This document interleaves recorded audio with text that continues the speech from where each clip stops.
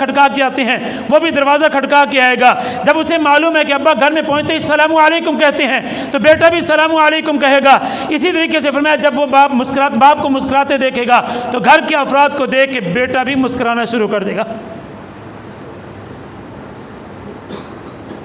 जो बाप अपने वालिदैन का एहतराम करता है, अपने वालिदैन के हाथ पकड़ के उनको चूमता है, ये अपनी औलाद को भी तालीम दे रहा है। कल यही औलाद बड़ी होगी तो अपने वालिदैन का एहतराम भी करेगी, अपने वालिदैन के हाथ पकड़ के भी चूमेगी, तो उसको सबक बचपन से मिल रहा है।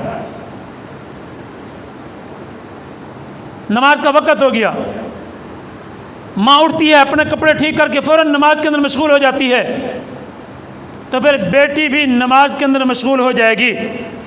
माँ को मालूम है कि मैंने हया के रास्ते पे चलना है, तो फिर बेटी भी हयादार बनेगी। माँ को मालूम है कि मैंने कुरान की तिलावत करनी है, तो फिर आगे बेटी और औलाद भी कुरान की तिलावत के अंदर मशगूल रहेगी।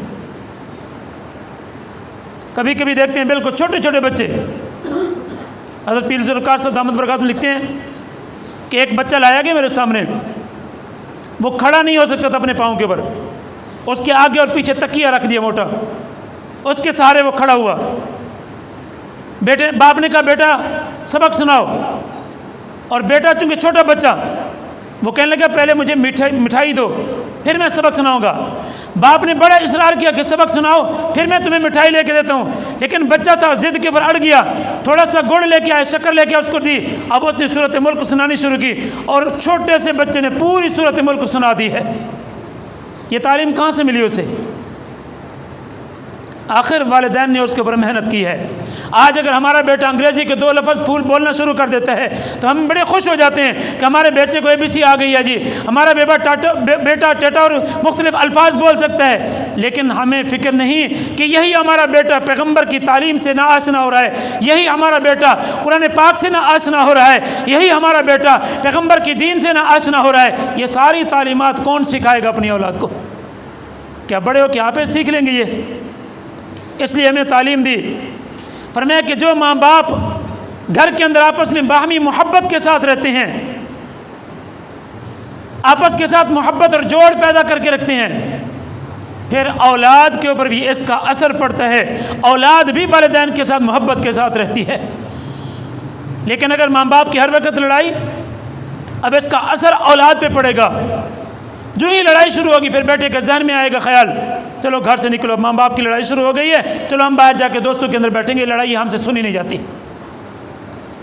फिर फरमाया जिस वक़्त ये माँ बाप घर के अंदर बैठ के बजाय मोबाइल को देखने के, नावल पढ़ने के, किस्से कहानियाँ सुनने के, अगर पैगम्बर की ज़िंदगी की सीरत का कोई वाक़या छोटा सा पढ़ लें, यही अफराद घर के अंदर बैठ के पैगम्बर के सहाबियात का कोई वाक़या पढ़ लें, पैगम्बर के किसी सहाबी का कोई वाक़या पढ़ लें, इससे बच्चों का जहन पैगम्बर के सहाबा की मोहब्बत की तरफ बढ़ेगा। इससे फरमाया अकरिमू औलादकुम, नबी अलैहि सल्लम ने फरमाया अपनी औलाद का इकराम करो, और फरमाया इनको अद्दिबुहुन्ना सलासा खिसाल, 3 खसलतें इनके अंदर खूब तालीम दे के भर दो। हुब्बा नबीयिकुम, अपने नबी की मोहब्बत इनके अंदर बिठाओ।